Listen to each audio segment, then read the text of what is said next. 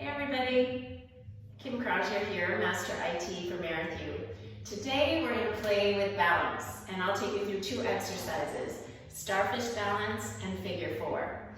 We explore these exercises through the expand variable in the Fascial Movement course, and also through the yield principle in the ZEN mindful movement course. Both are inspired by two concepts. The first one is relationship.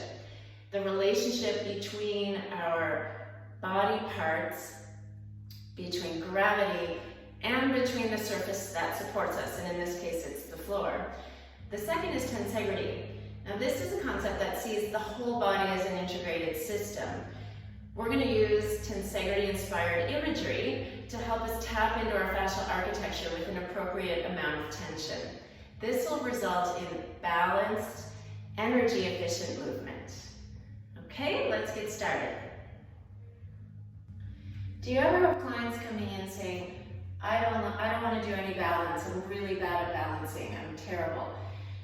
So I'm hoping that this little series is going to help you give them some confidence in building their skill of balance. It's so important that we work on this. So often what people do, the moment they transfer onto one foot, is all their attention goes from the foot to the floor, and they tense in their foot, and they'll often do a balancing exercise and finish saying, oh, my foot hurts, or my ankle is really tired. So that's an indication to you that they are not integrating their whole body and tapping into that whole body support system.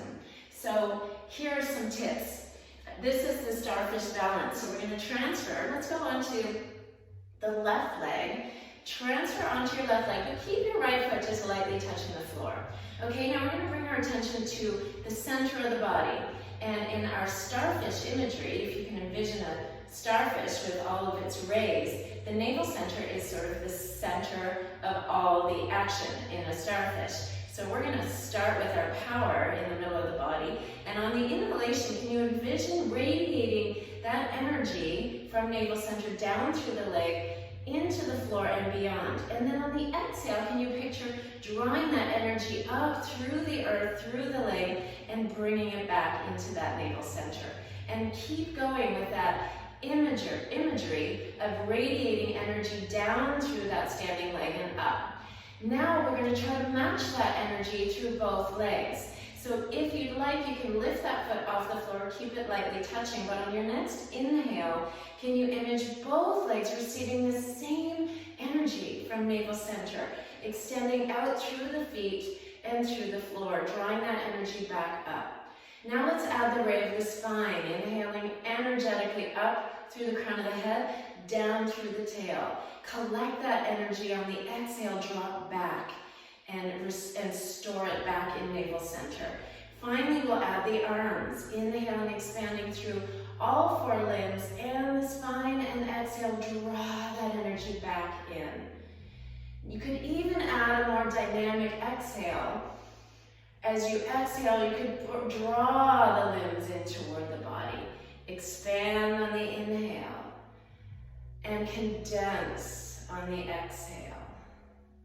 Again, reach out, and before you know it, that client who can't balance is feeling very connected, stable, in control. Now the second exercise is a little bit more challenging. We're going to cross the leg over and open the knee until you feel a gentle pull through the adductor.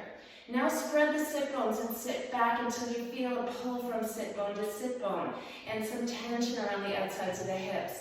So we're creating stability by bending the knee, tensing through the calf, through the legs, across the back body. That's going to create support. It's like we're housed inside this architecture of tension. You could even pull the arms in by opening until you feel a gentle pull across the chest.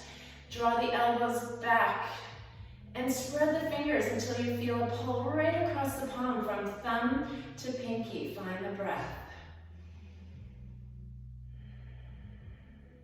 Awesome, everybody. That's a long time standing on one leg, so you can shake your arms out. I'm crossing that leg in front so I can open up my hip.